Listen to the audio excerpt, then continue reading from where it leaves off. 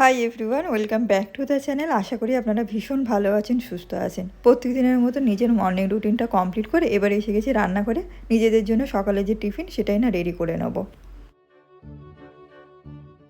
আর আজকে শুধু আমাদের জন্যই না টিফিনটা তৈরি করব। আর মেয়ে তো প্রত্যেকদিন স্কুলে যাওয়ার সময় দুধ খায়, আর তার মধ্যে কোনো দিন কেলক্স দিয়ে দিই, কোনো দিন বা ওটস দিয়ে দিই। ওকে যে মিড মর্নিং স্ন্যাক্সের জন্য বাড়ি থেকে কিছু একটা টিফিন তৈরি করে দিতাম, সেটা না আজকে দিতে হবে না, কারণ আগামীকাল থেকে ওদের গরমের ছুটি শুরু হয়ে যাচ্ছে। সেই জন্য আজকে ওদের লাস্ট ডে স্কুল আছে, আর সেই কারণেই না ওদের ক্লাসে আজকে মিড মর্নিং স্ন্যাক্সের একটা ব্যবস্থা করেছে। আগের দিনই স্কুল থেকে বলেই দিয়েছিল যে মিড মর্নিং স্ন্যাক্সের জন্য বাড়ি থেকে আপনারা কিছু তৈরি করে পাঠাবেন না। গরমের ছুটির জন্য এখানকার স্কুলগুলো তো পুরো 3 মাসের জন্য বন্ধ থাকে, বেশ অনেকটাই দিন। আর এই অনেকটা দিন বাচ্চাদেরকে না বাড়িতে রাখাটা না খুব অসুবিধাই হয়ে যায়। আর এখানকার বাচ্চারা না স্কুল যেতে ভীষণ রকমভাবে ভালোবাসে, সেরকমভাবে হোমওয়ার্ক থাকে না, পড়াশোনারও একদমই চাপ থাকে না। তো সেই জন্য বাচ্চারা কেন, বড়রাও কিন্তু স্কুল যেতে বেশ ভালোবাসে।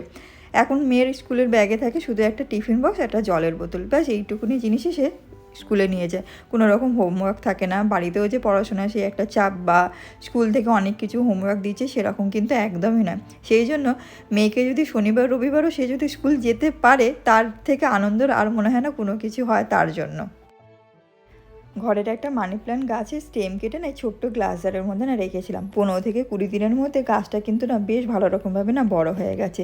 রুটসগুলোও বেশ সুন্দর অনেকটা বড় হয়ে গেছে, তার সাথে তো গাছটাও বড়ই হচ্ছে। এখন আপাতত এই ছোট্ট জায়গার মধ্যে রেখেছি। গাছটা যদি একটা বড় গ্লাস জারের মধ্যে বা যে কোনো একটা জায়গার মধ্যে রাখি না, গাছটা কিন্তু বেশ সুন্দরভাবে না বড় হয়ে যাবে। মানি প্ল্যান্ট গাছ দেখলেও না মাটির থেকে জলেতে না বেশ ভালো রকমভাবে না মানে বড় হয়ে যায়। এইরকমভাবে যদি গাছে একটা স্টেম কেটে যদি কিছু কিছু জায়গায় রাখা যায় জলের মধ্যে, একটা থেকে কিন্তু অনেকগুলো মানি প্ল্যান্ট গাছ খুব সহজেই কিন্তু বাড়িতে তৈরি করে নেওয়া যায়। আলুটাও বেশ এখানে না সেদ্ধ হয়ে গেছে। এরপর ধুয়ে রাখা চিড়েটা এর মধ্যে দিয়ে দেবো।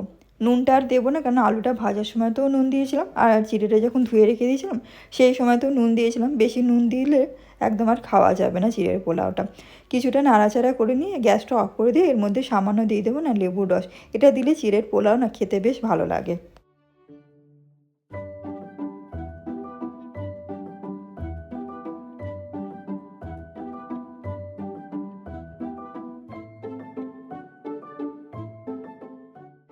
মেয়েকে স্কুলে দিয়ে এসে টিফিনটা করে দুপুরের জন্য রান্নাটা না তৈরি করে নেবো। দুপুরের রান্না আজকে খুব হালকাই।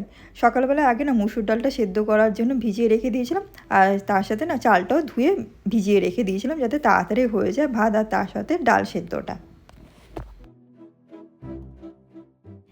4 থেকে 5 দিন আগে না এই অর্গানাইজারটা কিনে নিয়েছিলাম। এরকম আরেকটা আছে যেটার মধ্যে না আলু পেঁয়াজ এইগুলোকে না রেখে দিই। আর এখন যেহেতু গরমকাল, যে কোনো ধরনের মেলন, আনারস এগুলো রাখতে গেলে না একটুখানি বড় জায়গা হলে না বেশ সুবিধাই হয়। আর এটা না বেশ চওড়াও আছে, আর তার সাথে না 4টে পাশ একদম পুরো খালি খালি, তো ফলগুলো রাখলে না নষ্ট হয়ে যাবার সে ভয়টা থাকবে না। হাতে যেহেতু রান্নার কাজটা একটু কমই আছে, তো ভাবলাম এটাকে না রেডি করে রেখে দিই। ফলগুলো আনা রাখাচ্ছে যখন এটার মধ্যে গুছিয়ে রেখে দেওয়া যাবে।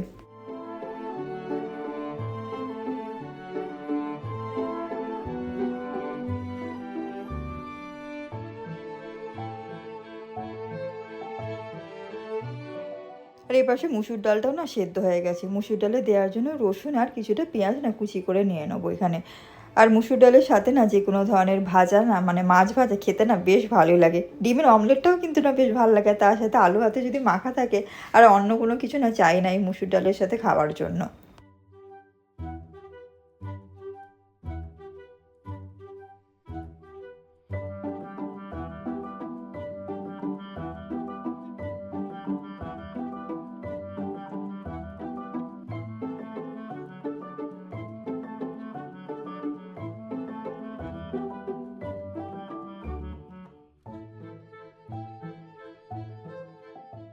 ডালে দেওয়ার জন্য এখানে পেঁয়াজ আর রসুনটা না বেশ ভালো রকমভাবে ভাজা হয়ে গেছে। এই ভাজাটাই না সেদ্ধ করা ডালের মধ্যে দিয়ে দেবো।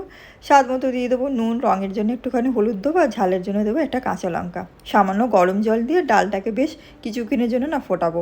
আমার মা বলতো ডালকে না বেশি যত ফোটানো যাবে ডালের স্বাদ কিন্তু না তত বেশি ভালো হয়। সেই জন্য আমিও কী করি, ডালের মধ্যে সামান্য গরম জল দিয়ে ডালকে কিছুক্ষণের জন্য ফোটানোর জন্য রেখে দিই, যাতে ডালের স্বাদটা বেশ ভালো লাগে।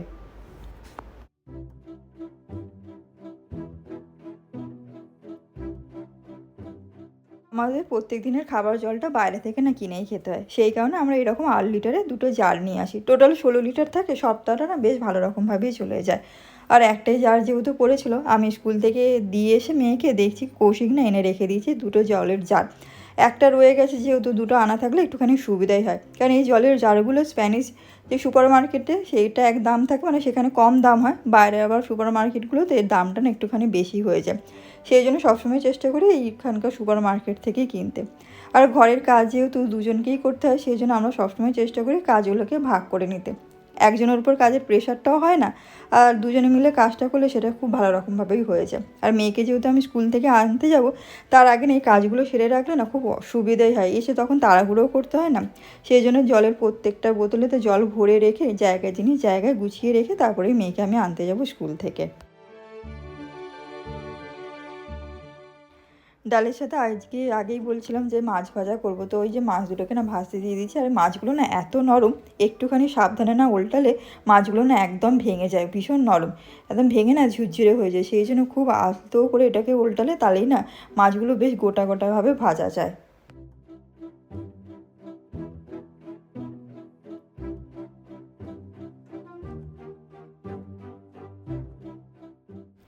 মেয়েকে স্কুল থেকে নিয়ে এসে দুজনে খাওয়া দাওয়া করে একটু কিছুক্ষণের জন্য রেস্ট করে এবার এসে গেছি রান্নাঘরে রাত্রের জন্য রান্নাটা না তৈরি করে নেবো।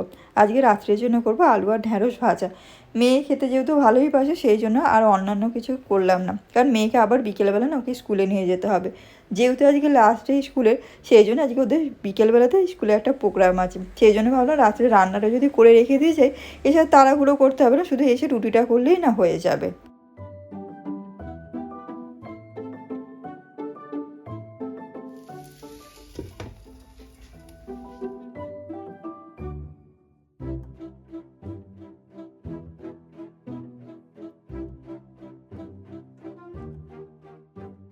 আর স্কুলে যে প্রোগ্রামটা হবে বাড়ি থেকে না এই ড্রেসটা পরিয়ে নিয়ে যেতে হবে। স্কুল থেকে এই ড্রেসটা দিয়ে দিয়েছিলো, প্রথমে বাচ্চাদের একটা মাপ নিয়ে স্কুল থেকে তৈরি করে দেয়, 10 দিন আগে না এই ড্রেসটা দিয়ে দিয়েছিলো, বলেছিল যদি কোনো কারণে মানে সাইজে ঠিক না হয় আবার তাহলে দিয়ে দিতে হবে, ওরা অল্টার করে তখন দিয়ে দেবে। মেয়েকে একবার পরিয়ে দেখে নিয়েছিলাম যে সাইজটা ঠিকঠাক আছে কি না। কালারটা কিন্তু না বেশ ভালোই লাগছে, কিন্তু কাপড়টা না একটু মোটা, মানে অনেকক্ষণ যদি পরে থাকে না বেশ গরম লাগবে, কিন্তু বেশিক্ষণের তো প্রোগ্রামটা নয়, তো খুব একটা অসুবিধা হবে বলে মনে হচ্ছে না। আর সেই যে পরে বেশ আনন্দই পাচ্ছে, কারণ এরকম ড্রেস তো সেরকমভাবে পরা হয় না, যদি মানে স্কুলে যদি সেরকম কোনো প্রোগ্রাম না থাকে, তো তো সে তো আরেকবার স্কুলে যাওয়ার জন্য বেশ আনন্দই পাচ্ছে, তার সব বন্ধুরা এই প্রোগ্রামে পার্টিসিপেট করবে, তার আরও বেশি আনন্দ লাগছে।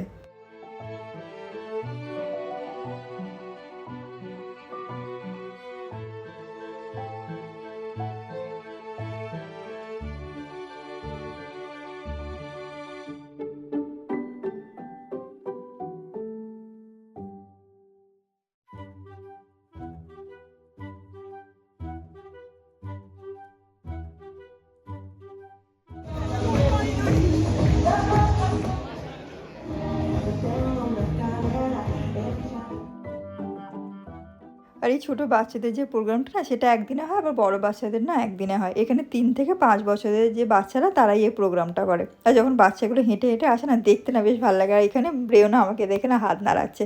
প্রোগ্রাম শেষ হয়ে গেছে, 30 মিনিটের জন্য, খুব বেশিক্ষণের জন্য হয় না। বাচ্চারা যেহেতু করে তো সেই জন্য খুব বেশি সময়ের জন্য হয় না। আর এই যে প্রোগ্রাম শেষও হয়ে গেছে, মেয়ে নিজের আনন্দিতে যাচ্ছে। কাল থেকে তার যে স্কুলটা ছুটি সে জানে, কিন্তু এতদিনের লম্বা ছুটি সেটা তো আর বুঝতে পারছে না। আর এখানে সব বাচ্চাদেরকেই যেহেতু পারফরমেন্স করায়, তারাও না বেশ খুশি হয়। বাড়িতে এসে 5 থেকে 10 মিনিট একটুখানি বসে না রাত্রের জন্য রুটিটা তৈরি করে নেবো। সন্ধেবেলা যেহেতু স্কুলে যাওয়া হয়েছিল, তো সেরকমভাবে সন্ধ্যের টিফিনটা হয়নি, মেয়েটাও ভীষণ ক্লান্ত, আর আজকে অনেকবার যেহেতু আসা যাওয়া হয়ে গেছে, সেই কারণে ভাবলাম রুটিটা করে নিই, তারপরে মেয়েটার সাথে একটুখানি বসবো। কারণ একবার যদি বসে পড়ি তখন আর রুটি করতে ইচ্ছাও করবে না, আর অনেকটা দেরিও হয়ে যাবে।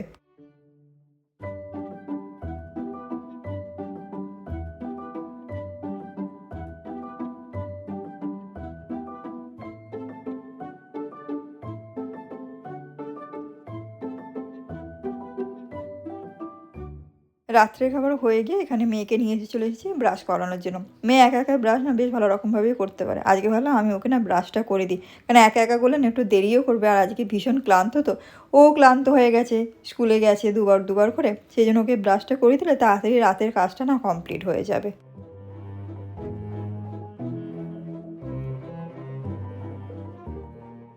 ঘরের সব কাজ কমপ্লিট করে সব কিছু পরিষ্কার করে এবার 5 থেকে 10 মিনিটের জন্য একটুখানি বারান্দাটায় দাঁড়াবো। এখন রাত 9:30 মতো বাজে, আর এখনও দেখছেন বাইরেটা কীরকম একটুখানি আলো হয়ে আছে। গরমকালটা না এটাই বেশ ভালো, অনেকটা সময় না আলো থাকে, একটু যদি বেরোনোর ইচ্ছা হয় হাঁটার জন্য খাওয়া দাওয়ার পর বেরোনোই যায়। আজকে আর সেরকমভাবে ভালো লাগছে না, এরপর তো অনেকটা দিনই বাকি আছে। আর আজকে পুরো দিনের ভিডিওটাই আজকে আপনাদের সাথে শেয়ার করলাম। অনেকটা ক্লান্ত হয়ে গেছি, কোন সকাল থেকে ভিডিওটা শুরু করেছি। তো চলুন তাহলে আজকের এই ভিডিওটা আমি এইখানেই শেষ করলাম। ভিডিওটা যদি কিছুটা হলেও ভালো লেগে থাকে তো একটা লাইক করবেন, শেয়ার করবেন, আর প্লিজ চ্যানেলটাকে সাবস্ক্রাইব করে দেবেন। আবার দেখাবে খুব তাড়াতাড়ি নতুন একটা ভিডিওতে। ভালো থাকবেন, সুস্থ থাকবেন, আনন্দে থাকবেন। টাটা।